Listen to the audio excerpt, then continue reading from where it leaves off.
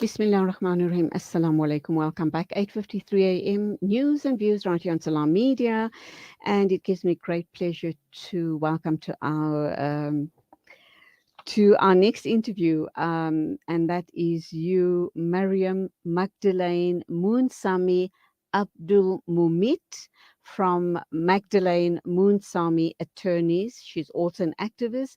She's been on the show very many times.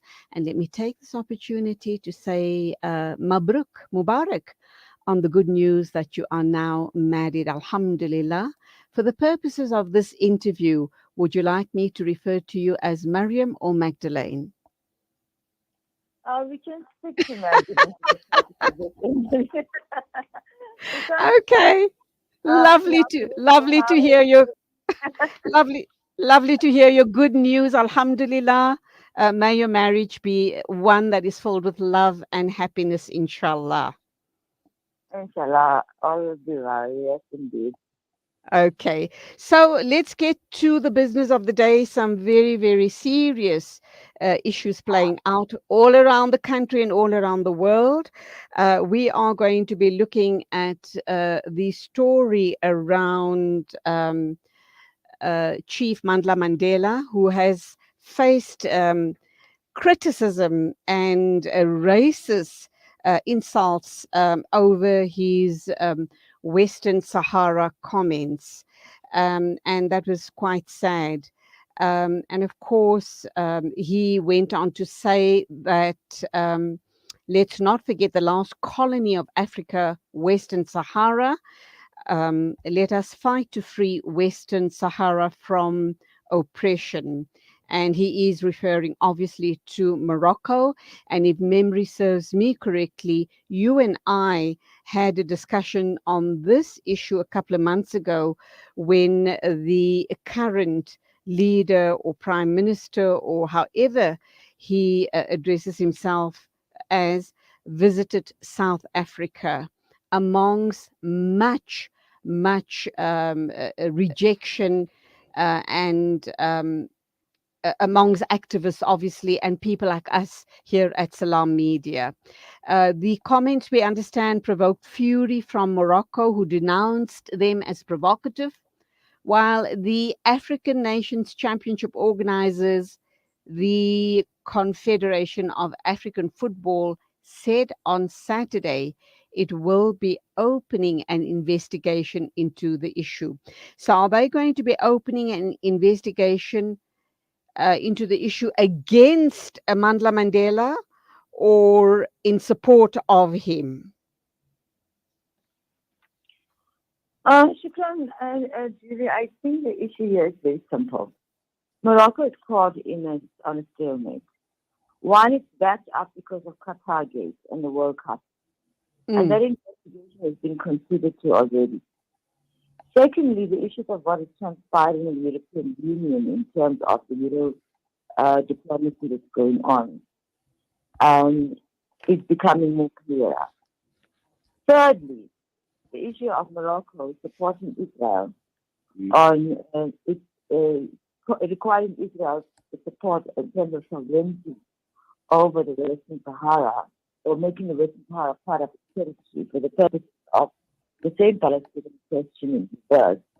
It's just, these things are flying in our faces. Morocco is caught back up against the wall. Morocco is looking for an excuse.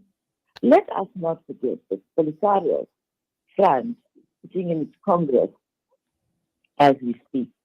Actually, today might be the day of finalization of the business of the election and of the purposes of resolution. So what Polisario is saying, Polisario is saying that we are going to go ahead and we know that should we go to a referendum, we are going to win this referendum. We can put aside the gun, let's go and take it to the vote.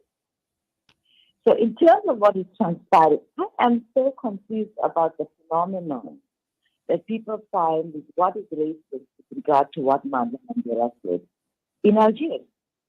He was saying what his grandfather had said. He has been mm, saying what Gaddafi has been saying. He's not saying anything that is fundamentally fresh and new. All I'm saying is that he's reverberating the call for non-oppression and non-aggression on the continent. And that is And exactly what we need to continuously do in light of the fact that we have a colony that remains under the oppression of Morocco.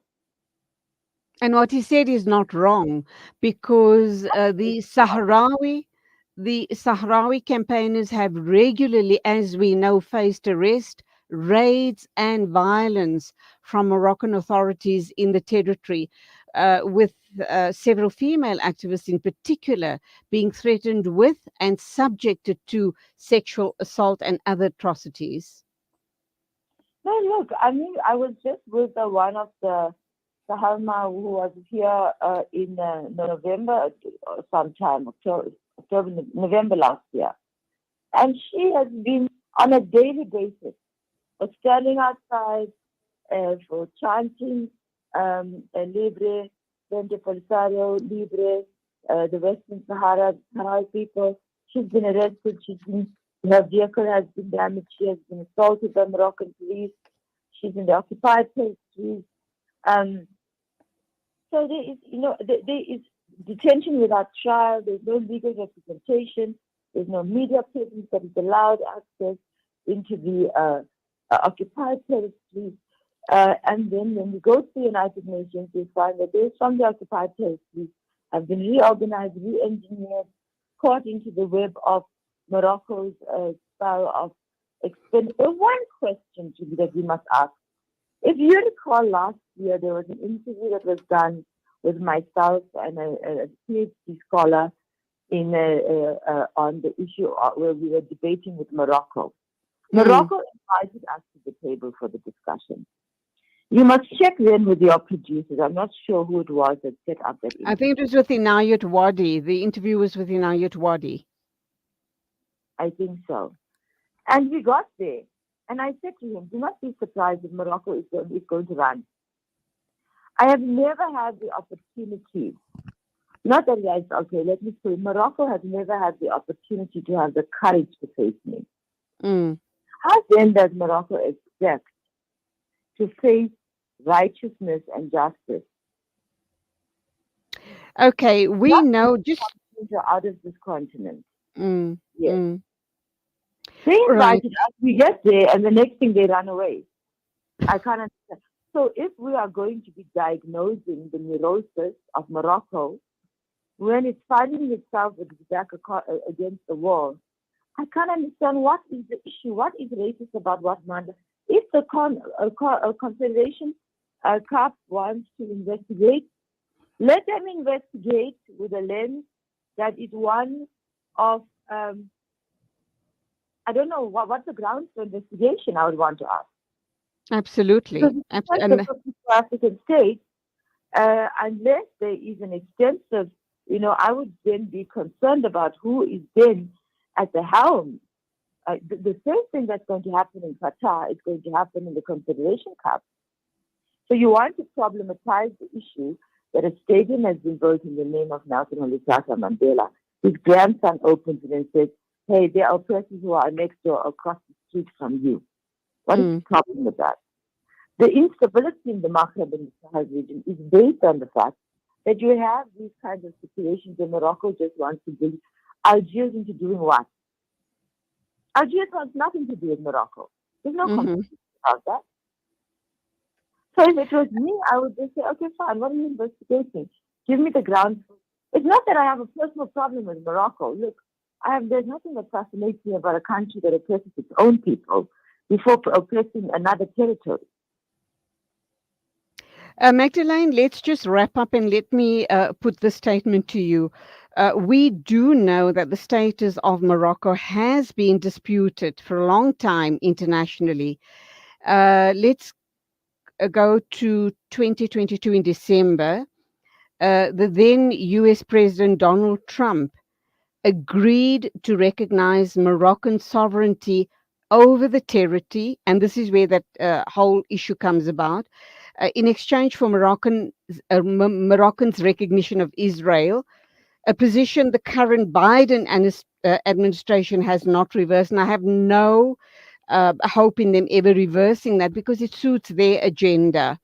and it suits the agenda of the Moroccans as well because they are being supported by the Americans.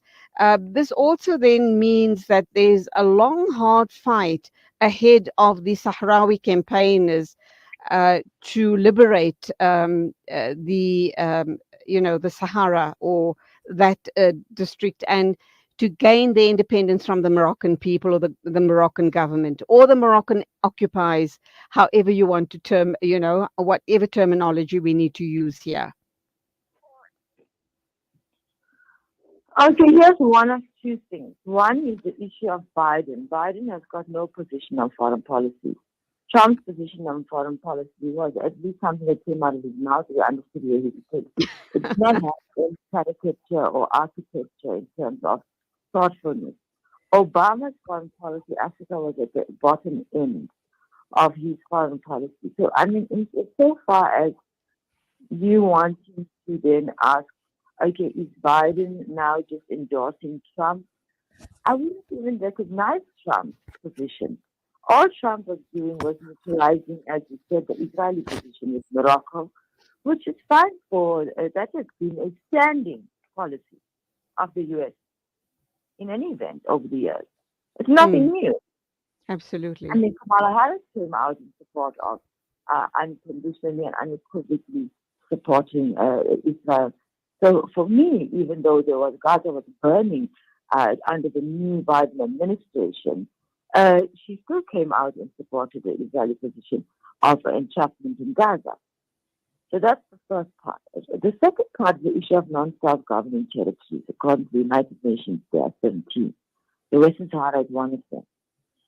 The United States is not above the United Nations. And as useless as the United Nations is in itself, it does not mean that that resolution can be undermined. Let's go to Resolution 1514, which then gives us the breakdown on the right to self-determination of non-self-governing territories, in particular that of the Western Sahara.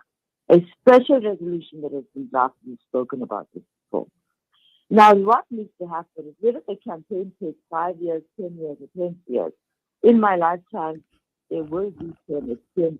Maybe the rules of engagement need to change in terms of how the approach of the war is being undertaken. Notwithstanding the fact that there is an acknowledgement at the level of the United Nations, and if that resolution is then renounced or revoked, then we can go back and say, okay, fine, this is the U.S. position.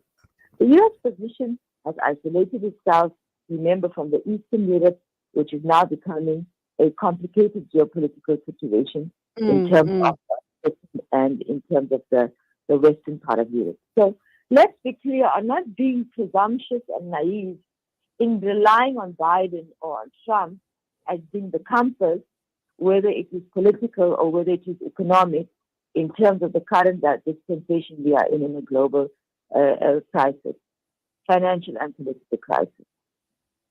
So for me, no, we are not shaken. It's fine. If we need to wait for liberation, we are liberated in our souls.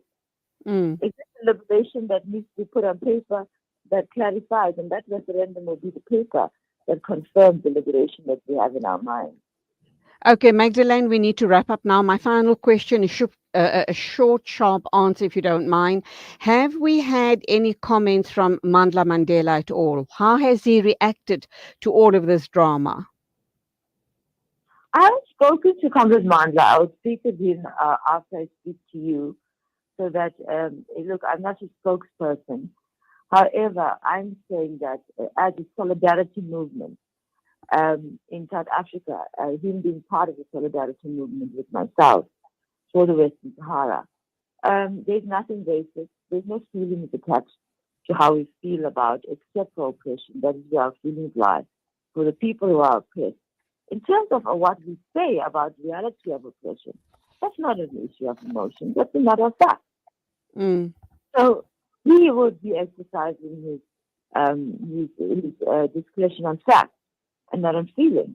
Oppression, yes, it is a very intense feeling to watch people degenerate in a society of war.